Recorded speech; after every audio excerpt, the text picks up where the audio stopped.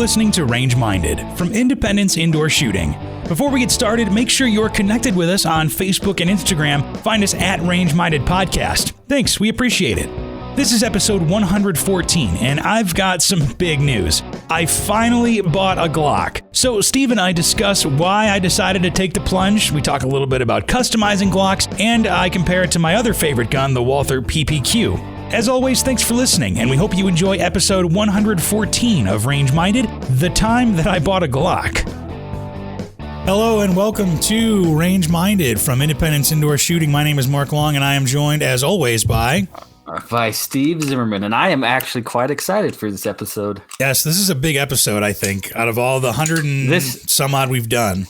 This, though like 100 was a milestone, this particular episode is a life-changing milestone for one of us. I've turned the corner on something, and I am a different person than I have been in the past. A better person. I bought a Glock. Yeah, maybe you guys need to sit down and listen to that again. Mark, Mr. Walther, bought a Glock. What did you buy, Mark? I bought a Glock 19M, actually. Oh dear. And so it's interesting because right now is kind of an interesting time to buy a firearm. It's hard to find things. Yes. Ammo is expensive, more so than usual. Guns are just hard to find, period. I mean, people are delayed more so now with background checks, and it takes a while, for background checks. I've heard back in Illinois that some people have to wait. Usually it's a 3-day waiting period. People have had to wait a week. That's crazy. So, craziness. Yeah, it wasn't, maybe the best time to buy a firearm, but I said, you know what? We were talking, what was it, a couple weeks ago when you were in town in person, and I don't remember what you and Nick Hoffer said, but basically something, it was just, you need to buy a Glock. Your world changed. And for some reason, it just resonated with me. I said, well, you know what? It's the most popular handgun in the world. You can get all different kinds of magazines, upgrades. You can really customize it to however you want. The more research I did on it, the more I kind of realized, and we'll get into this a little bit later, because I want to hear your thoughts on it, but the more it seems like it really, like a 19 specifically, is a do everything kind of gun. And yeah, I mean, there's a lot of 19s out in the world right now. Yeah. And so I called up Levi, and one of the perks of working at a firearms store, you can just call up the inventory floor manager guy whenever you want.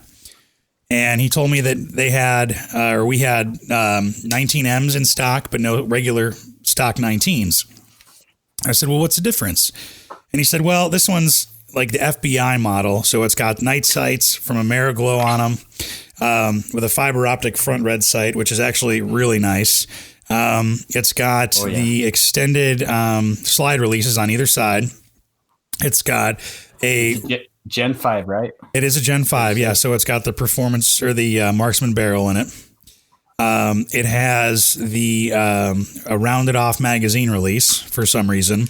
And then the other interesting thing about, because other than those couple things, it's exactly like a regular 19.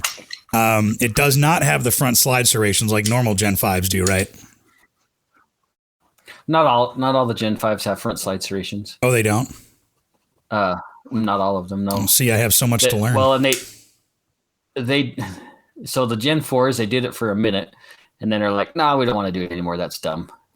And then, they must have got a lot of backlash, and then they start doing it again, but not all Gen 5s have them. Okay.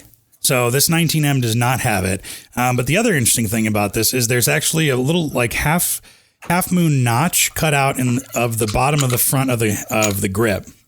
And I guess with that, you can kind of get your finger in there, especially with gloves. And if you have a malfunction, you need to rip that magazine out. It's a lot easier to do that. And some people, that's like almost a deal breaker for them with the Gen 5s. Really? They really, really don't like that scallop. Yeah, because they seem to get, if you got larger, fatter fingers, that pinky kind of gets in there and it just isn't very comfortable.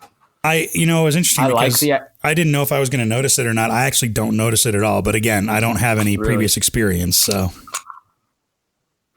And I like the scallop on, and then I've customized a lot of guns in my day, especially plastic frame guns. Right. And instead of doing it under the pinky, I like to do it on the left and right side of the frame, so you can. Oh, that makes sense. Your left thumb and your right or left index finger to really strip them out. Oh, and speaking of the bottom of the grip again too, I think the 19M has a flared magwell a little bit too, so that's probably why I don't notice it as much.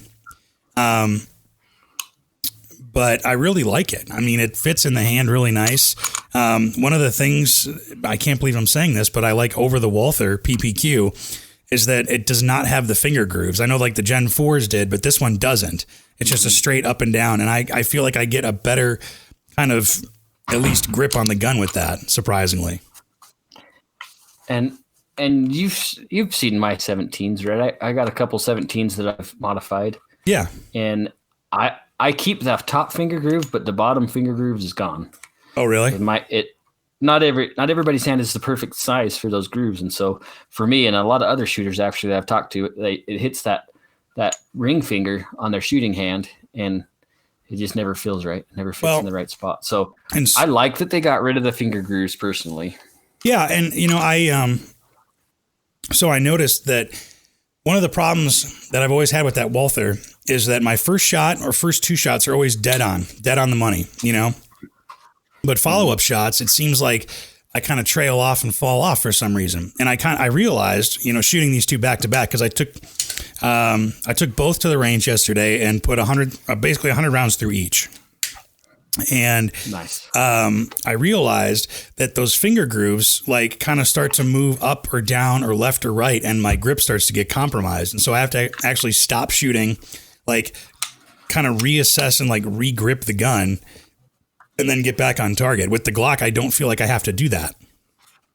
So you feel like your hand stays or the original purchase on there and it doesn't move around? It doesn't, yeah. And I don't know if that's due to the little grippies on the grip here. I don't know, the grip texture, I guess is what you call it. It's a little more... I'm trying to remember what the Walther's grip texture is like. It's just like a bunch of little, kind of like the HKs, right? It's got the little crescent shapes and dots on them, kind of. Yeah, it's a bunch of little squiggles, and it's more of a texture and it's not as raised up as you'd find on the Glock. So I realized that the I don't know, what do you call this? The little grips on the Glock, the little raised edges. They're not serrations, but no, they're just little ridges. Yeah, it's not the same as, so they have one frame called the RTF, which is a rough textured frame. Okay. Which Larry Vickers is like, that's what he always used to use for his guns. And it's kind of a cool idea, but they don't make very many of those. But yeah, the Gen 5s, they're just little almost square bumps. Yeah, they're just basic little ridges, but I feel like without the finger grooves and with those bumps, I get a better purchase on the gun, and I'm able to hold that for longer and shoot more rounds without having to like adjust and worry about my grip, believe it or not. I thought that was kind of an interesting thing. That is good. It is good. But shooting this gun, the Glock, the trigger is so different. Like, yeah, than the Walther. Yeah, I'm pretty sure I've gotten spoiled by that Walther, because the trigger on the Walther is very, very nice. There's a little bit of creep. Oh, go ahead. I was going to say, Walther's been known out of the box having good triggers. Yeah, and that's what sold me on it originally, is having a great trigger out of the box. I mean, the PPQ specifically is, known for its short reset, and it's got a little less creep than the Glock. The wall is definitely not as strong and not as heavy as on the Glock. And because of that, I kept shooting low. Like consistent, like the first 5 shots with the Glock, I was shooting like low, and I'm like, oh, what's going on? And I realized I have to be lighter on the trigger. And if I'm lighter on the trigger, like if I pull back slightly less like heavy than I do with the Walther, I'm actually able to be on target just fine.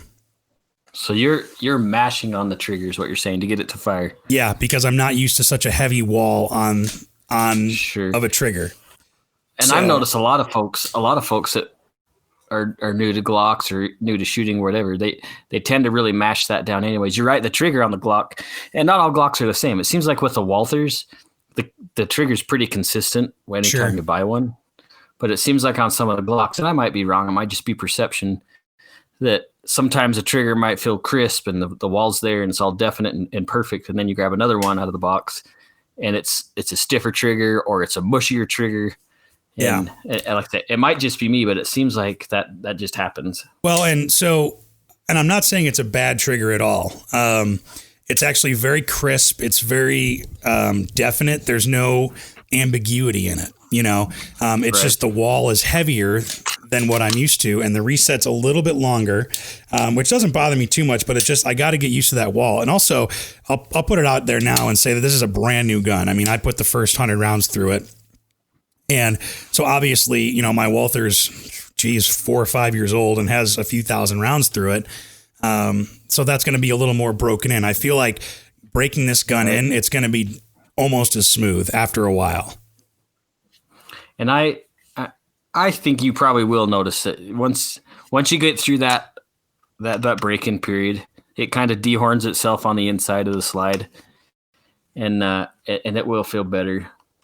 Yeah, just like on an AR, things have to break in that if you don't kind of, like the safety selector, for example, if you don't, kind of rub that down a little bit before you put it in, it can be very stiff to get in and out or to engage and to disengage.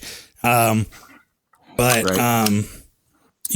you after, engaging it and disengaging it a couple hundred times, it does wear itself down a little bit to where it's a little more comfortable. But I actually shot the Glock better than I thought I would.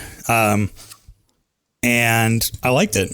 It feels very substantial in the hand. One thing I did notice, it is a fair bit heavier, and it's a fair bit thicker.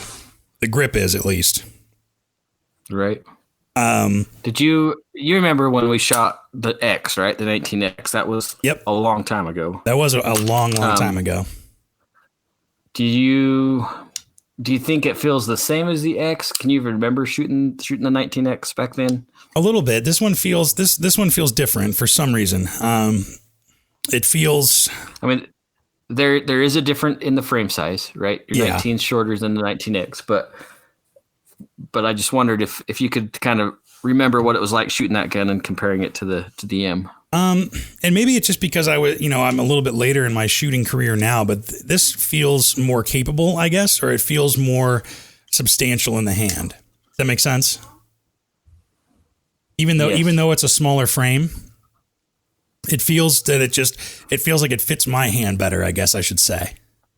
Well, it's because it's yours. That must be it too. But it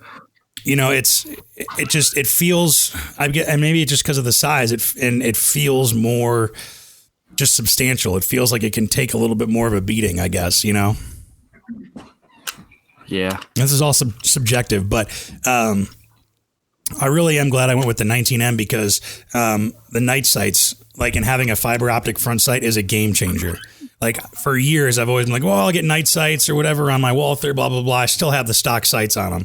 But being able to get the sights, with tritium on the back and an orange circle on the front sight post, very cool. Love it. Yeah, I remember on my first 17 when I switched them out to the Trigicon, the HDs, which is basically the same sight. Yeah. It was night and day, like a night and day difference. Being able to see that front sight, definitely vivid. Yeah. It's a night and day thing. And it's so much better. So now I'm going to have to get some kind of night sights on my Walther because just the target acquisition is so much faster. And night sights are kind of cool.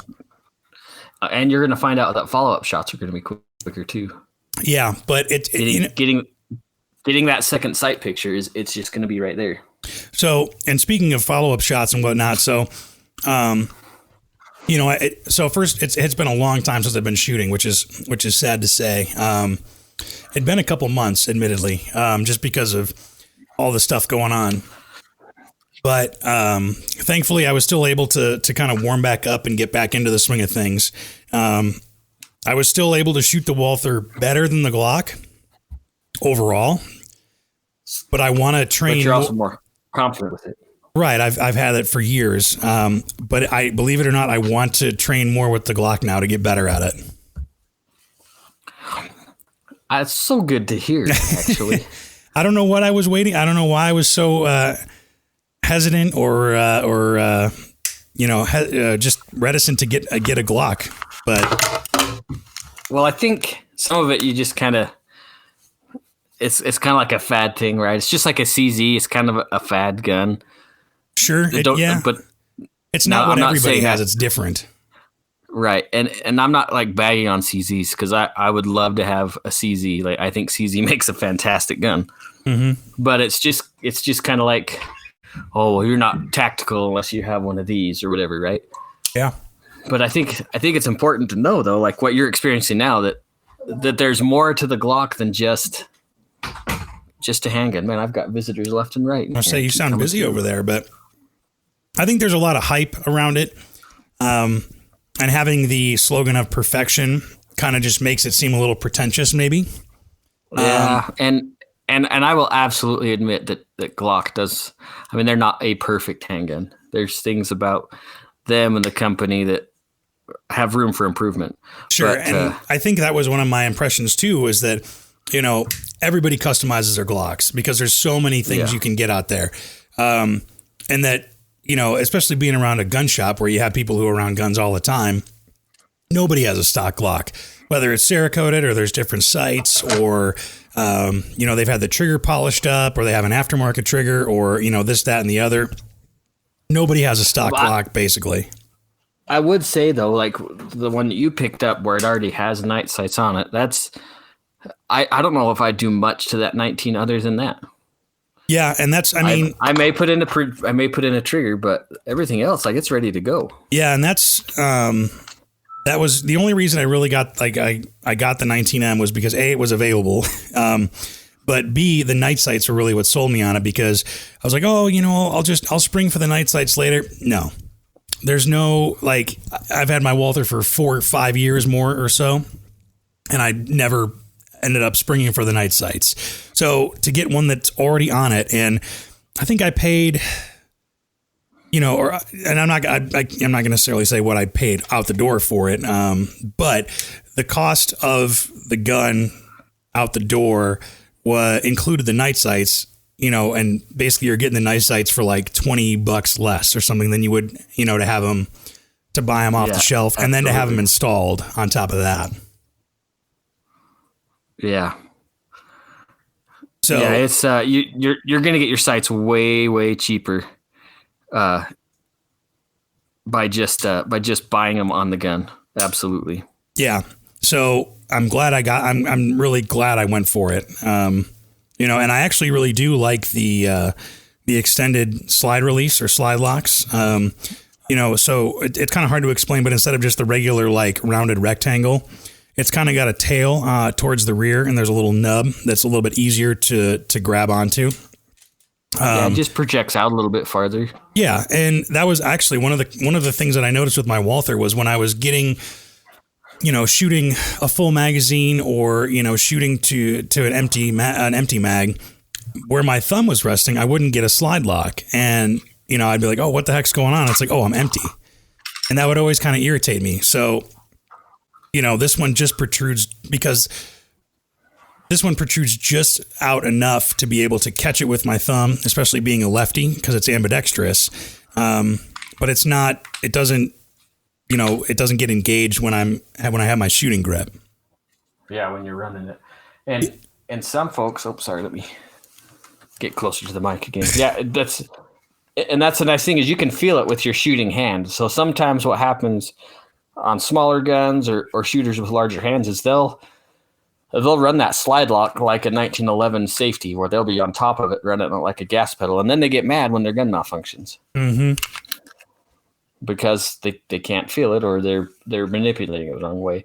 But at least with the oversized slide lock like what's on your gun, you can feel it as you're getting that original grip purchase ready to go. Yeah, and I can move down a little bit, or I can.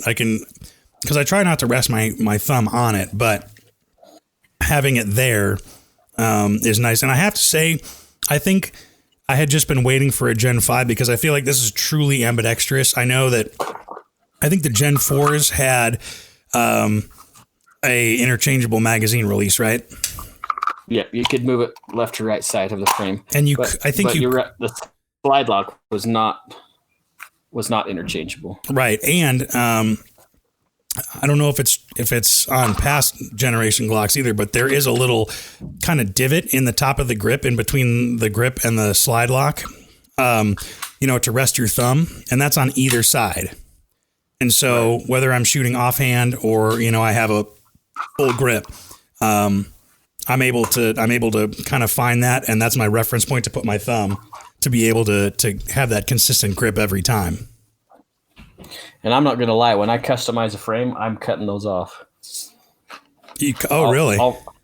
Yeah, both, well, the guns that I have tricked out as far as my Glocks, that I get rid of those personally. Interesting. See, I actually like it as a point of reference. So, but, yeah, it's great, man. I'm a big fan. I'm loving it. I can't wait to go shoot it again. Another thing I noticed, I shot single-handed markedly better with this than my Walther. Every time I've shot one-handed with that Walther, I've had problems. In fact, that was one of the reasons I did not make the Not a Koala, was because my one-handed shooting was off.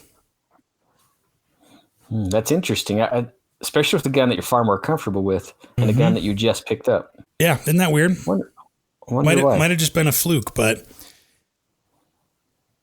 and maybe it's because it's a new gun to me. But I've been dry firing and messing with this Glock way more than my Walther. I don't blame you. It's a better gun. I don't know about that. I think it's different flavors. We'll put it that way so far. But I wanted to. It's just like a Ford Dodge Chevy argument, right? They're all going to make good guns that they just have their own goods and bads. That's just the way it is. Yeah, and it is different. But I enjoyed shooting it. I really like it. I'm glad I have it. I'm not getting rid of it. I don't know what I want to customize it because so before I even picked it up, when Levi told me, oh yeah, we got one in stock, I'll hold on to one for you, blah, blah, blah, blah. Immediately, YouTube, Google, Glock mods. Here's what you can do, blah, blah, blah. And, it was T-Rex arms. I think John Lovell from Warrior Poet Society, the best thing you can spend your money on with a Glock is more ammo and training. And I'm like, yeah, I know. But then it's like, you know what? I really want to get to know this gun and this platform before I start messing with anything.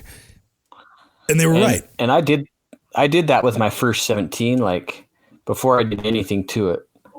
No triggers, no sights or anything. I just shot the gun. I just used the gun. Mm-hmm. And it wasn't really till I started getting into officiating on ranges and teaching some classes that then I started to do a little bit more to the gun. But I think it's important to get comfortable with the platform before you do anything else. Yeah, especially because, if you're coming from Walther or even SIG or, anything else, really, it just feels different in the hand than anything else.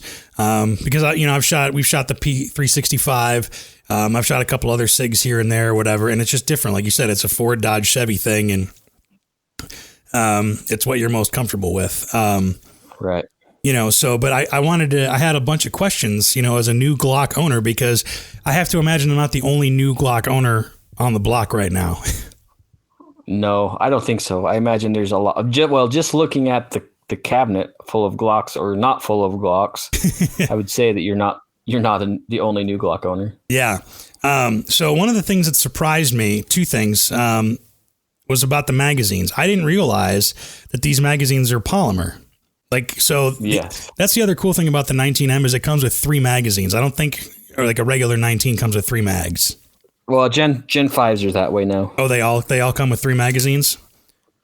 Yep, it wasn't just because of you. Oh, okay. So I'm not special, but I was happy to get 3 mags, especially because with classes and stuff, they usually require you to have at least 2 or 3 or 4 magazines even. Well, and to be honest with you, I would buy a lot more.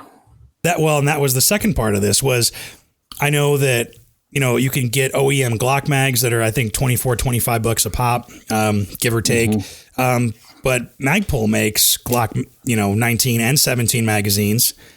And I actually look, here's a Glock Magpul mag right now. And I actually like these mags a little better. Do you really? Yeah, and I don't know why. Now, Amen 2 also makes mags. That's an Idaho-based company. They last year and a half ago, they started making Glock mags as well. Okay. And they are super affordable. Yeah, that was the thing. I mean, I was looking at Magpul Glock mags. They're like $12. Yeah. That was a big point against the Walther was I have 3 magazines for that. And granted, they're metal. They're really nice. But, they're $30, $40, $50 per magazine. Yes. I think I spent super expensive. I think I spent $40 on a 17 round magazine. It's just they're 15 with a +2 base plate. And I'm like, man, I can buy 3-4 Glock magazines for one Walther mag. And I'm like, more magazines the better. I'll have a box of them. And the interchangeability, if I want to put a 30 round, or was it 30 or 33 round magazine? 33 for a 19 rounder. Yeah. Why not? That would be so fun. It is fun. So it's just like there's so many different things you can do. But the magazines being so affordable, but the polymer was surprising coming from metal mags, but I don't feel like these are going to break. You know what I mean? No, and I've never really had any trouble with mags. I'm sure there's some folks that have got some that have put tens or if not hundreds of thousands of rounds to their mags and they're having issues around the feed lips. Sure. But I've got a lot of Glock mags and I've never really had any major issues with them. Even dropping them, like dropping a partially full magazine or whatever. I've never had any problems with cracking the feed lips or the followers not working out. The only caveat to that is when I've added like base plates on my mags, I notice that if they don't come with an additional spring that, it says you can use the original spring, then they seem kind of weak. But I'm also added 2 rounds to that magazine. Right, and that's the only caveat to that.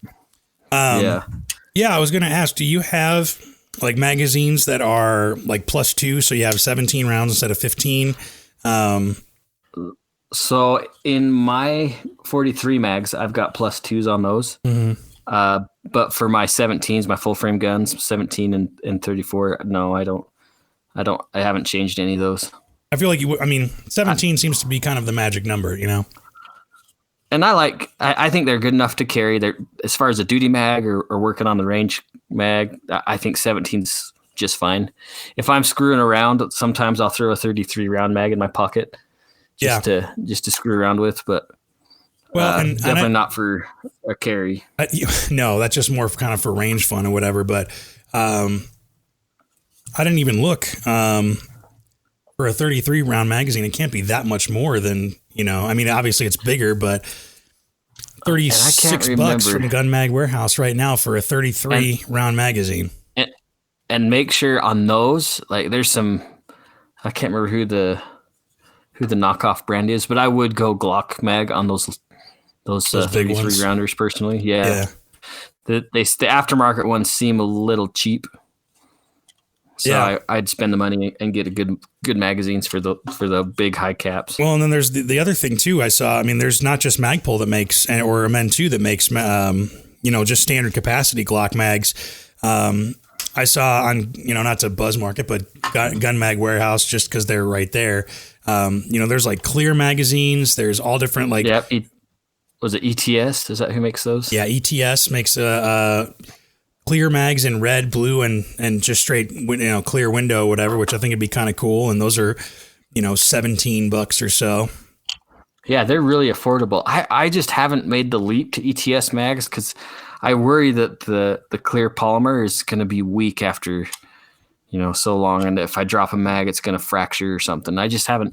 I've talked to a lot of guys. David that used to work at the store, I thought that's what he ran all the time. And I just need to buy a couple and try them out. I don't know, for some reason, I'm a little apprehensive on those. Yeah, but the point is they're not that expensive. And so you can take a chance on it a lot more whereas, oh my God, I bought a $40 or $50 magazine. I'm going to treat this thing like it's, like it's made of glass. I don't want it to break, Yeah. So. Yeah, that's the downside when you get to steel magazines. And then you got to worry about dropping a mag and bending the feed lips because then you got to recontour the lips and make it run again. Right. But, I mean, talking about ammo and, training and all that, having a bunch of full magazines is going to make training and shooting a whole hell of a lot easier, I think, rather than just going back and forth between 2 magazines or whatever. Like, I get now why people have like 8, 10, 12 magazines for Glocks. And I think you should personally, like, my personal recommendation to you or any of the other new Glock owners out there that may be listening is get 8, 10, or 12 magazines. Get a bunch of magazines. Yeah. It's not going to be somebody weird. I mean, look, AR magazines. I don't even know how many AR magazines I've got. I've got a bunch of AR mags. Yeah. And I'd still buy more. Yeah. I mean, you can't have too many, especially with ammo in them. Right. That's the other thing that's really important is making sure you have stuff to put in them. Yeah. But yeah, I mean, I don't like, aside from the night sights and then buying more mags, I was after watching videos and stuff, I mean, and you see all the fancy, aftermarket slides or putting red dots and stuff on them. I was like, you know what? I'm actually good for a while. I want to run it as is for about a year, put some serious rounds through it, maybe take another class or two, or go get into the competitions again. And try running it and see how it goes and really become familiar with it to see what else could work. Because, I mean, I know you can replace the slide releases, the mag releases, the trigger, the slide itself. You can put a red dot. Stippling is a big thing. You have a couple guns that are stippled, right? Yep, I do stippling. So I've got a few that are dressed up. And I do like to stipple. It just makes the gun, for me, it makes the gun feel a little bit more comfortable in my hand. But it's definitely not something that you have to do to make the gun run. Like that's something, honestly, I don't know if I'd even recommend for your EDC carry. Like you don't need to go all out. Mm-hmm. Just do what I did and get a couple more and then dress those ones up. Yeah. And that's the other thing. Well, it's like, I have this Glock. I can get another one and trick that one out. Or I've even thought about, I can just get you can get aftermarket slides and barrels and just replace them almost like uppers on an AR. Or you have your absolutely your base, your base frame or your lower receiver, and then just get a new slide and trick that one out and see how that goes. And then if you need, it's very interesting to see how interchangeable everything is. And that's the thing with Glocks too, is because they're so prevalent, there's so much aftermarket stuff for them, which you can say is a good and bad thing. Yeah, it can be overwhelming, but you can. I don't know. In a way, it's kind of good though too, because that makes stuff cheaper. Because there's more things out there to pick from. Unless you're looking at like Zev slides or agency arms slides, which are like 3 times or twice as much as a stock Glock in and of itself. Here, do you want to do something fun? Go to Terran Tactical Innovations, his website.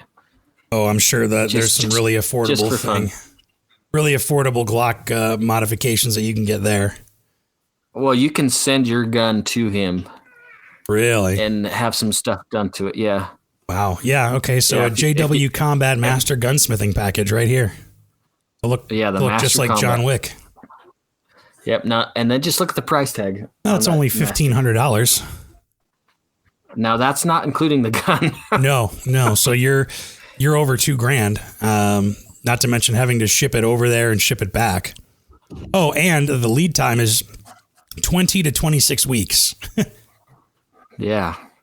So I wouldn't mind being like the guy that's doing that kind of custom work on Glocks, like somehow getting a reputation. I have a friend that's almost that way. Really? He does a lot of customizing. In fact, I think he doesn't send anything to he does everything in house. So yeah, he's got his own triggers and stuff too. And that's the other thing. One of mine, and I'll be happy to plug him, is Damon Young with SSVI. And that's an Idaho Falls based company. Yeah. And I've got one of his triggers in one of my 17s, and that tier trigger's pretty dang cool. Yeah, I bet. Yeah, I mean, and he does stippling, and he's super busy. Yeah, I mean, he's always. Go ahead. I'm sorry. Go ahead. Oh, sorry. I was like, he's got a huge waiting list, and he just started doing it, goofing around. That's pretty cool. Yeah, I mean, and usually it's like people have, wait times for a reason, because there's a demand for their service. or their product, and it's usually worth the wait. But if it's your EDC gun, you might want to think twice about maybe sending that out. So that brings me kind of my next thing, though, is that for, carrying this gun, a lot of people carry a Glock 19. You kind of carry something a little bit different, but you carried a Glock 19 in the past, right?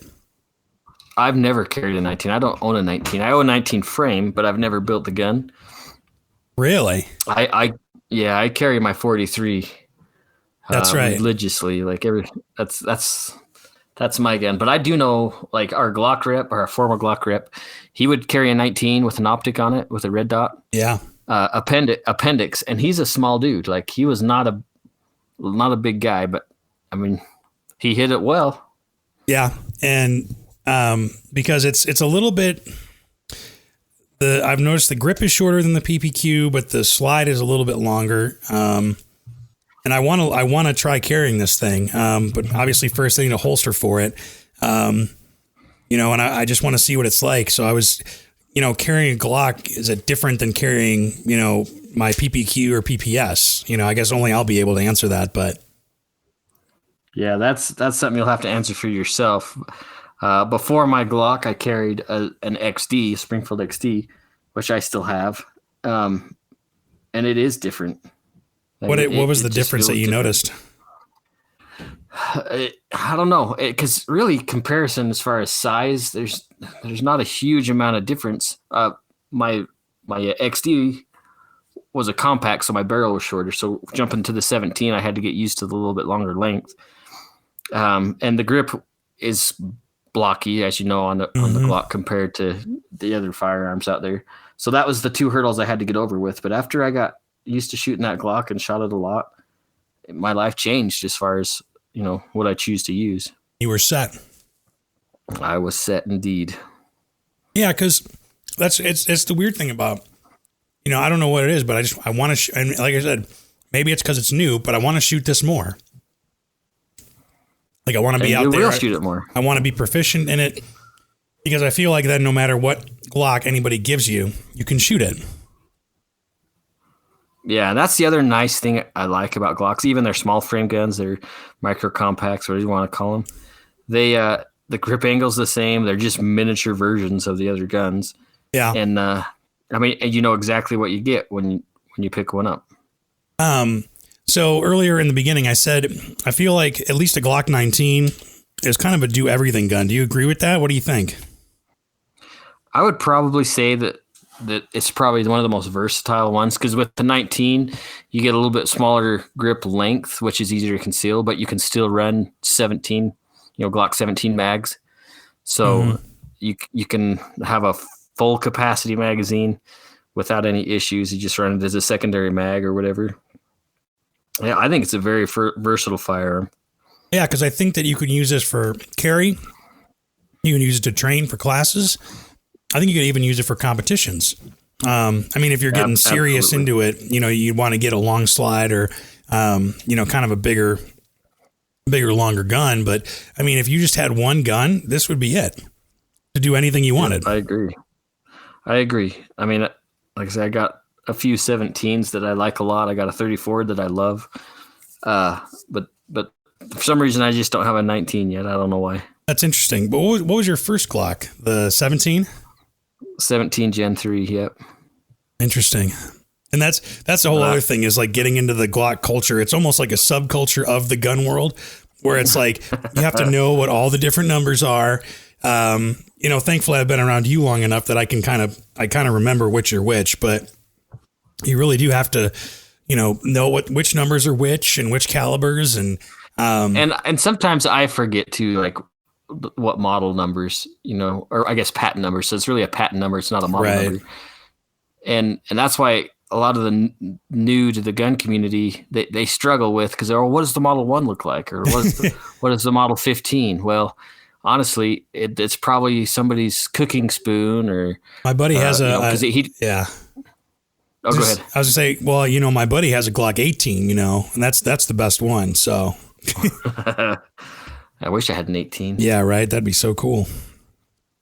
But But yeah, that's the full auto. If you guys didn't know, that's the full auto 9mm. Yeah, the select fire, which is pretty cool. If you can just Google Glock 18 shooting. See, and then the same thing. Action. I think it's the model. I can't even remember. They make a 380 double stacked. It's the size of the 19, but it's not available in the United States. You cannot get it here. Really?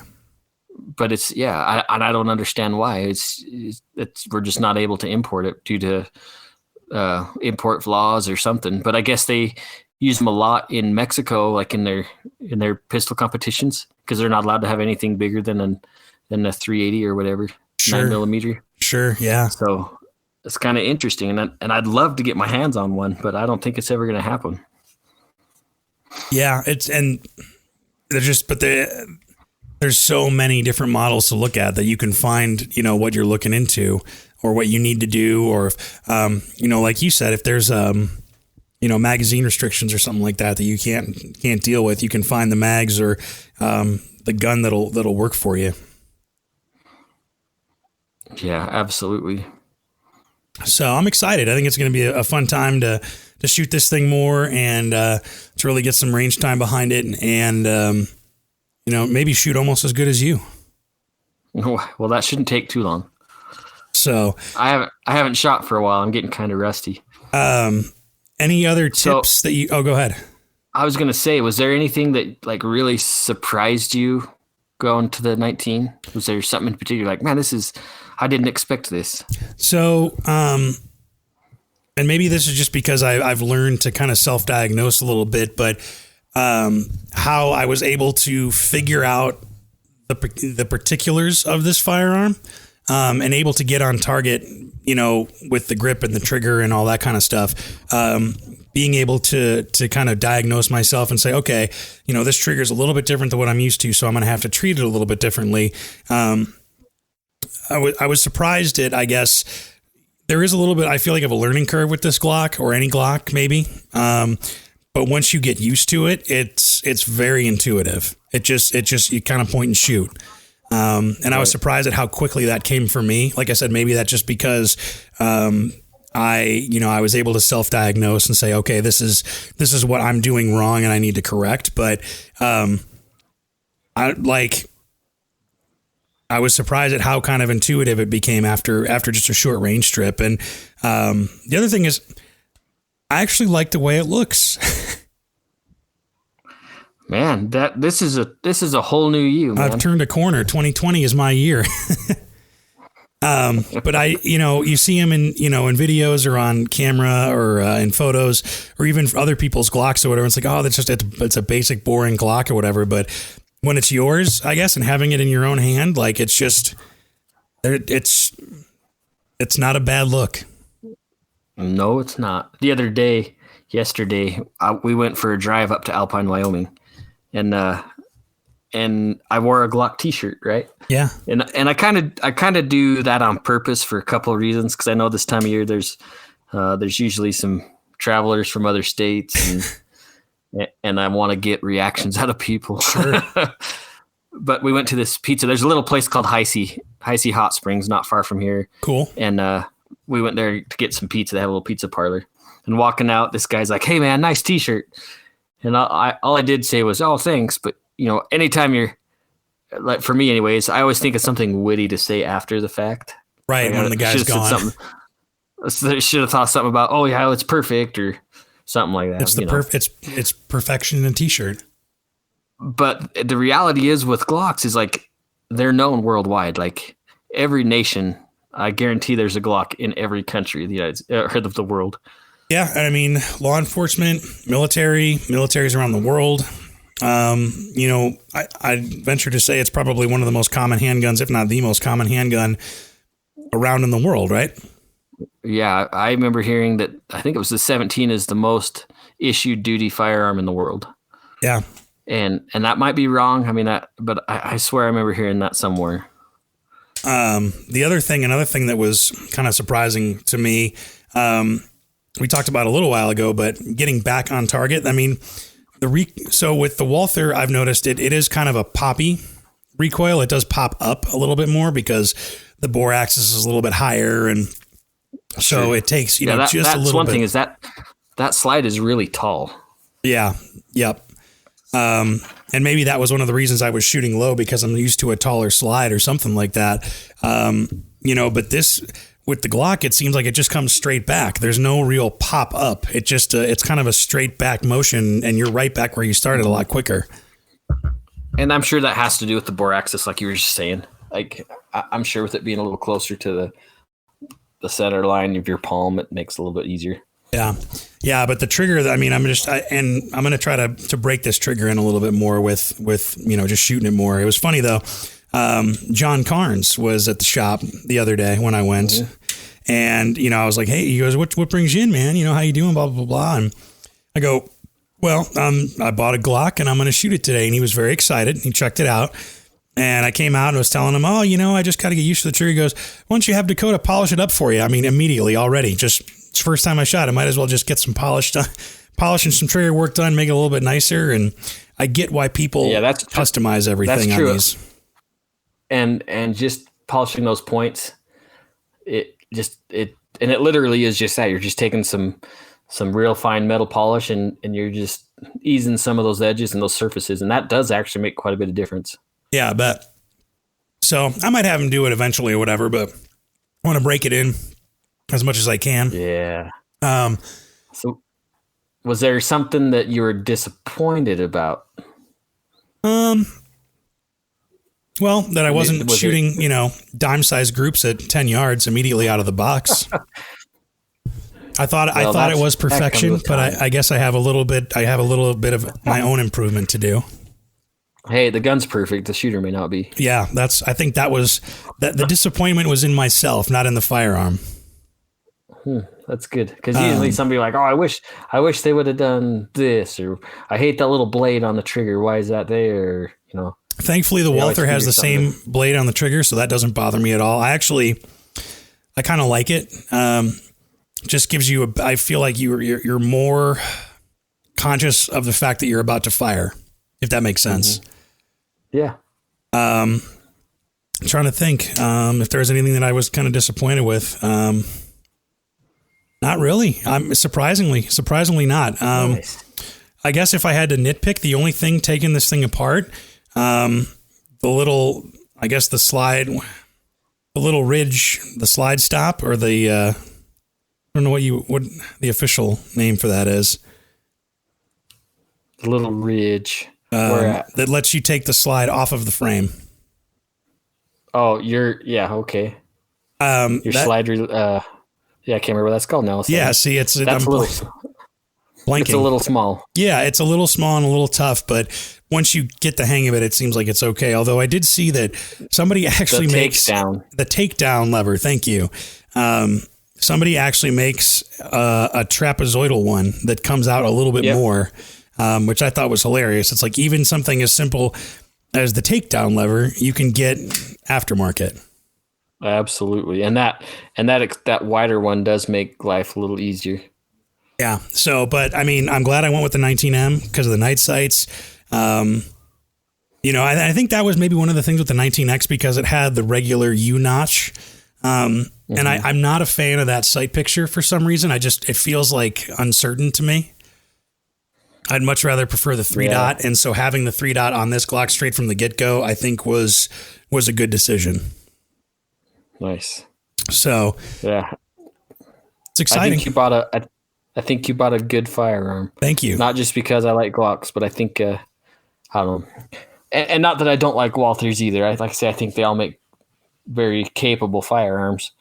It's just that I guess with my experience behind the Glocks, I know it's going to run for you all the time.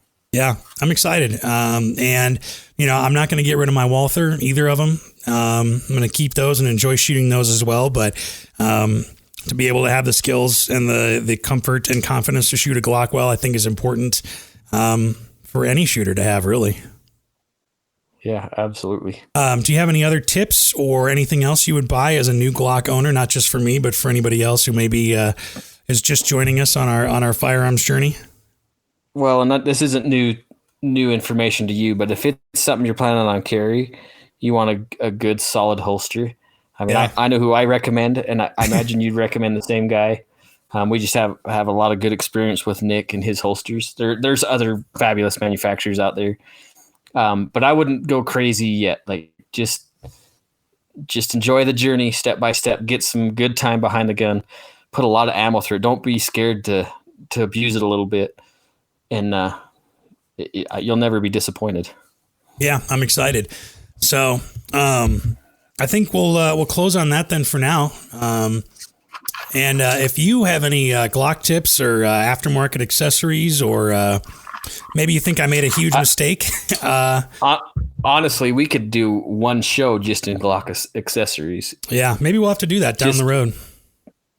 Just with my Glocks alone, like we could we could go through and talk about piece by piece, and yeah, we should. And maybe what we should do.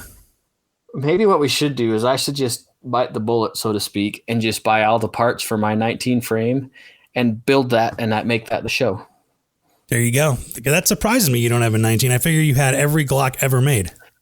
I wish I had every Glock model ever made. I mean, like you said, an 18 would be pretty cool. What I really want is a Gen 1 17. Oh, those are probably pretty hard to find now.